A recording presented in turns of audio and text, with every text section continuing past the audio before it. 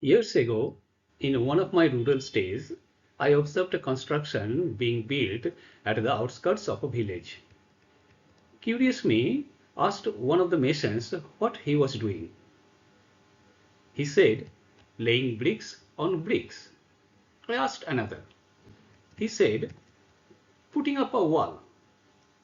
Hoping to get a clearer idea about what was going on, I asked the third mason, who was also doing the same thing. Interestingly, his response was building a school for children of nearby villages.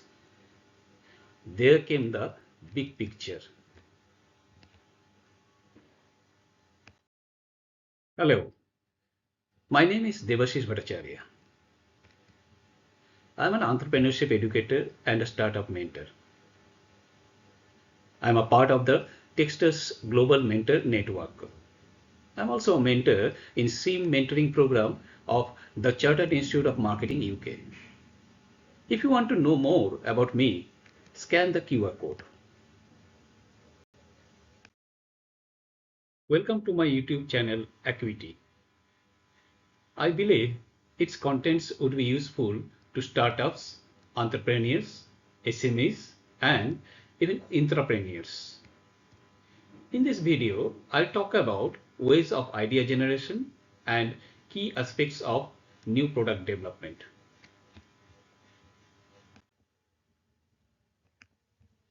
Do you see the big picture?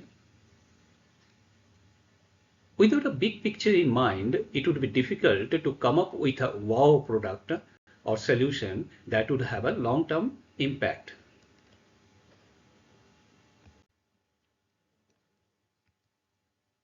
Turnover, profitability, market capitalization, these are no more the main drivers of businesses. The new drivers of businesses are globalization.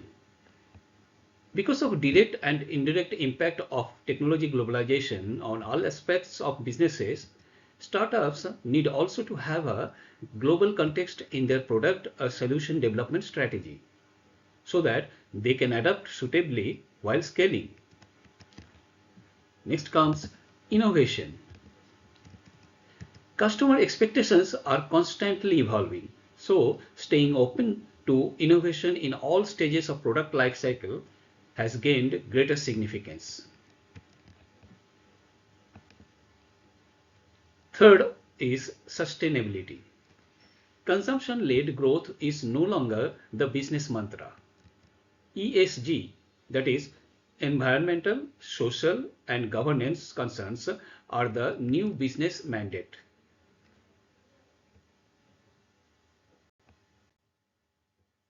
Startups now have to design their products, plan components, and rethink use of natural resources in manufacturing processes, keeping in mind the sustainability goals.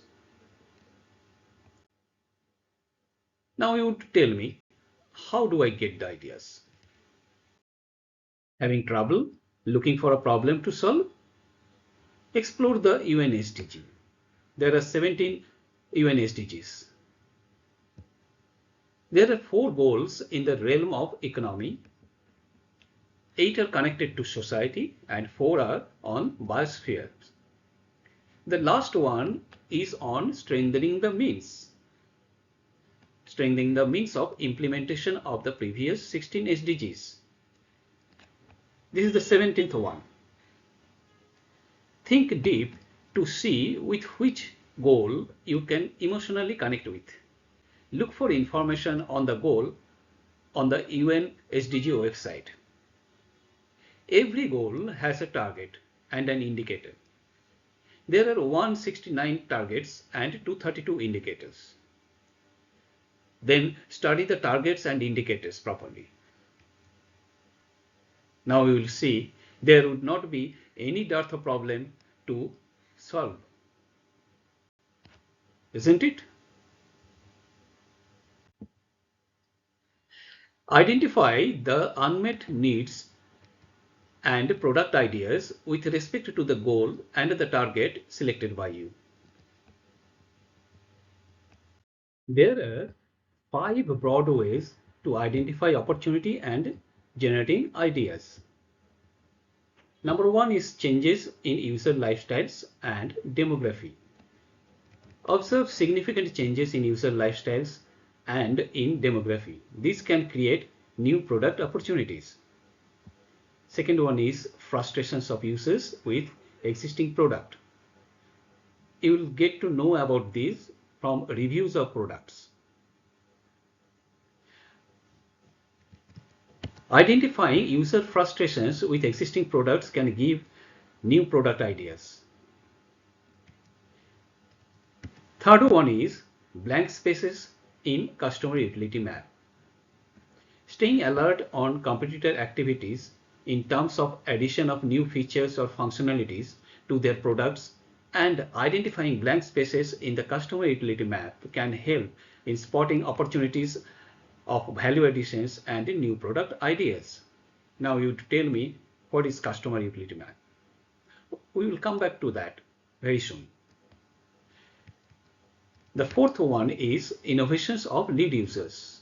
Lead users experience the needs much ahead of the market and experiment to meet such needs.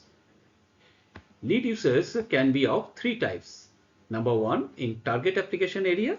Number two, in an analogous market with similar application as the target product. And number three, lead users that specialize in the problem areas of the target product. The last one is tracking emerging technologies and patent listings. Tracking relevant emerging technologies and patent listings may be an important source for new functionalities and new product ideas.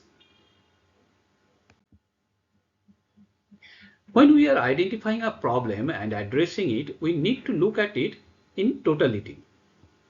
If it is an ordinary one, then existing infrastructure would be sufficient.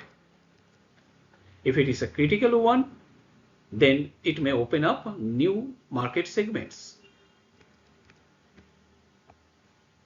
If it is ordinary one, then it can be improvement in the solution, and if it is critical, new introduction has to be made.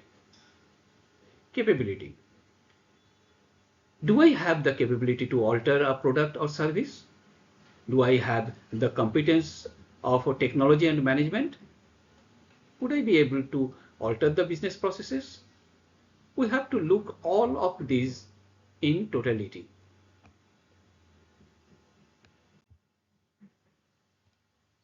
Your product development strategy would vary depending upon which industry you are exploring. If it is a red ocean industry, then the competitive rules of the games are known to you. In that case, you are competing in existing product space. You are exploiting existing demand and trying to penetrate into a need gap.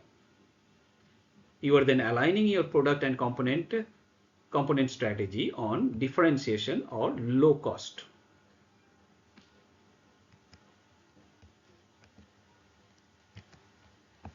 And if you are operating in the blue ocean market, the market space is unknown to you. You are creating uncontested product space, creating and capturing new demand. You are setting the rule of the game with a disruptive product. But you must remember, your disruptive product has to be simpler so that you can educate prospective users with ease. Let's come to the frustrations one. You will get to know about the frustrations of users from the review section of feedback of products, existing products. Study the reasons and contexts of user frustrations. It will lead you to insights on product ideas. You would come across different type of situations and different type of contexts.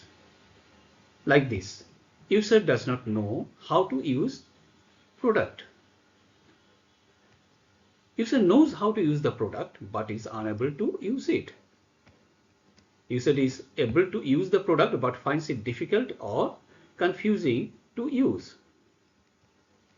Because of some features, user feels irritated to use the product. User feels the product is inadequate to meet his or her need.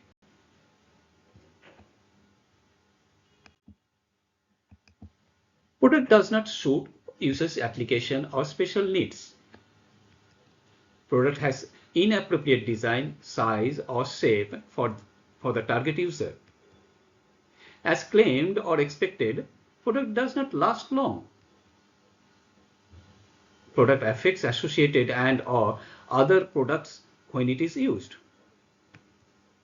Associated products given are inadequate to fulfill needs. Like this, you would come across different situations. Now let us come to customer utility map. We will talk about mapping experience and utilities received by customers. The horizontal axis shows stages of customer experience, which starts with purchase, delivery, use, supplements, maintenance, and disposal of the product. The vertical axis shows the utility derived by the customer in the form of customer productivity, that is, whether the customer's productivity has increased or not after using the product. And then simplicity in the use of the product, convenience, risk, fun and image related utility, and then the environmental impact. Study the market and then map each of the 36 spaces. Think and write what your firm can do in each of them. Then write down what your competitors are doing in those spaces. You would typically find that only a few squares get filled up because it is not possible for any company to do something in all the 36 spaces shown here. The spaces which are overloaded, here's the red ones, you can see these now. These mean that there is very little that can be done to show superiority over the competitors. The blue spaces, here are the blue spaces. The blue spaces indicates the blue ocean markets. If you can initiate some new activity and provide that particular utility at that particular stage, you might have an advantage over your competitors. Customer's utility map opens up opportunities for you to look at new spaces where you can compete rather than competing in the same space that your competitors are competing in. We will see how Kano's model of user preferences can help us understand what to prioritize and why. Remember one thing, all identified user needs have different characteristics and attributes. By now, you have got many ideas for satisfying and delighting customers. You must prioritize the opportunities in terms of what matters to users and in what ways. Kano has divided the attributes of user needs into 5 categories. Number 1, the must-haves. These are very essential attributes. You must meet the minimum requirements for all of the identified must-have attributes. Else, your customers or users may not accept your product. Second one is one-dimensional attributes. Though may be required at a minimum level, users will be willing to pay more if required for such one-dimensional attributes. Add value to your offering with such attributes. Third one is attractive attributes. These are unexpected attributes. Incorporate a few attractive attributes to enhance user experience and to charge at a premium. Fourth is indifferent. Indifferent attributes are those whose presence do not matter at all to users or have any impact. they will not pay for it. The last one is reverse attribute. Reverse attributes have negative impact on users' choices. They may reject your product because of such features. So be very careful. You can use the Kano's model for making product decisions by prioritizing and making features more clearer. First, meet the minimum requirements of all of the identified must-have attributes. Then you can add value with the one-dimensional attributes and create more configurations. The third is to infuse a few attractive attributes to enhance the experience and then to charge premium for these attributes.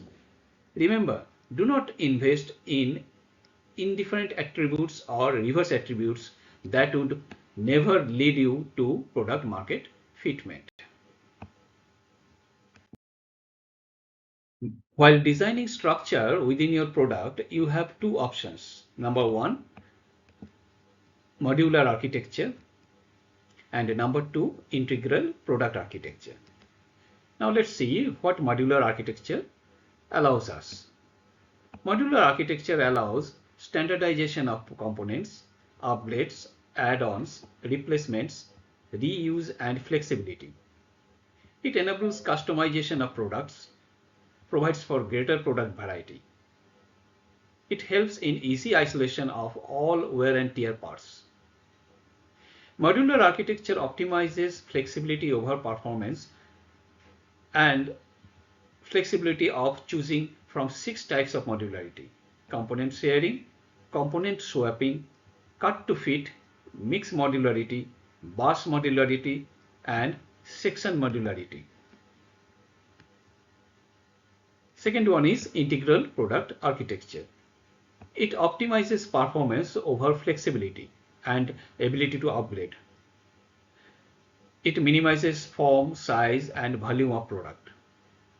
Multiple functionality from single part is available for this product architecture. It gives high quality but lowers flexibility. However, the pre-designed product varieties are limited. It limits post-purchase changes and upgrades as well. It limits use of standard components too. Both the structures have some advantages and disadvantages. You can also use a combination of both as per objective of your firm along with your product and market requirements.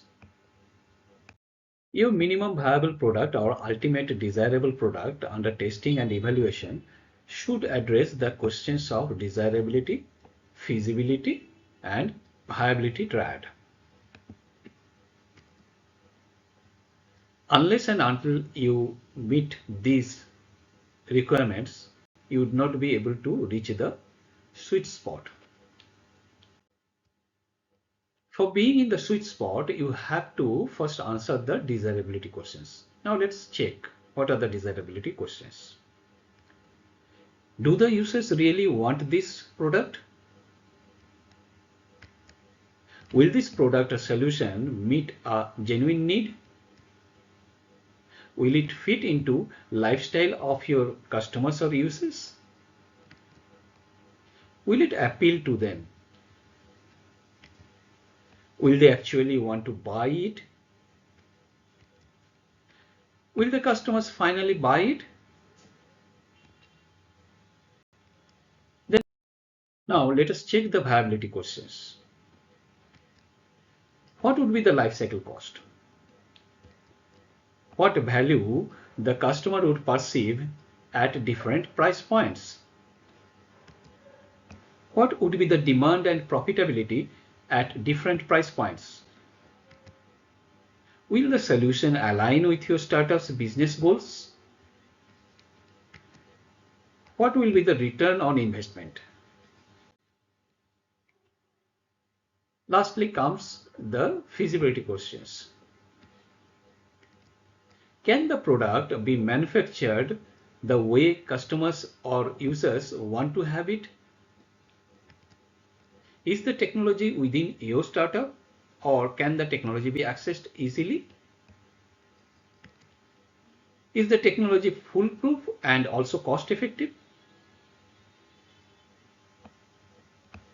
Here are some of the significant points which must not be ignored or avoided as part of new product development. I'll end this presentation with this slide. Now let us check. Defining customers and users. You must define your customers and users at the very beginning. If you do not define your customers or users properly, then it would not be possible for you to know the real needs.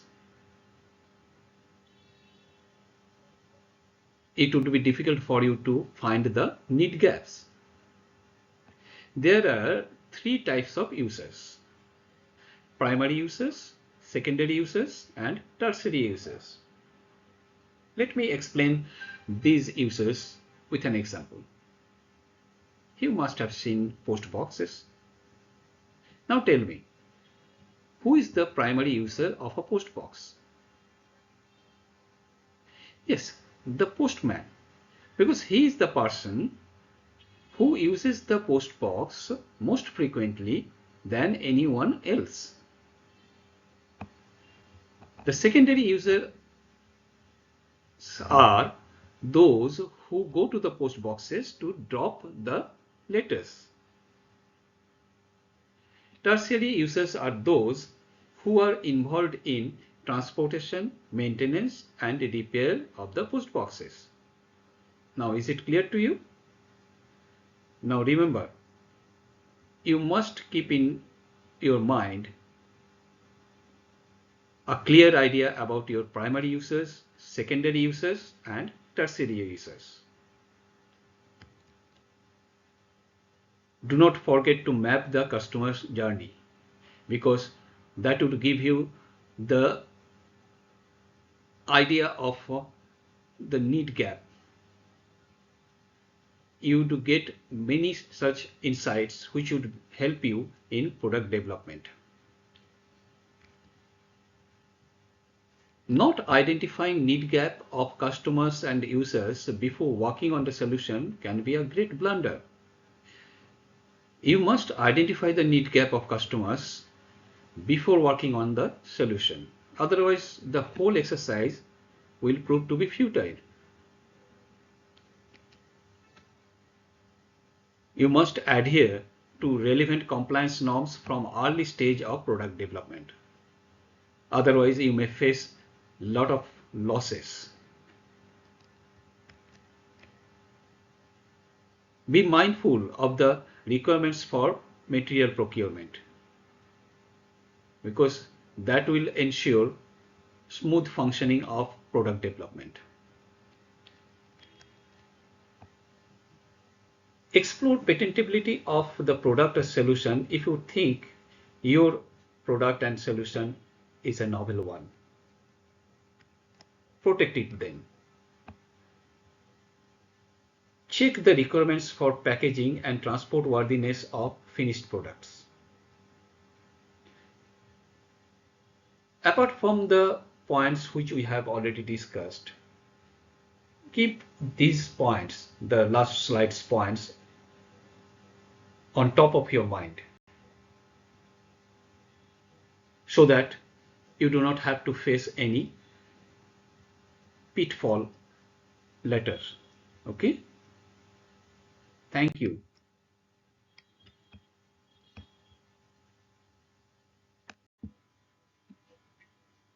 Please subscribe to my channel ACUITY so that you get timely notifications.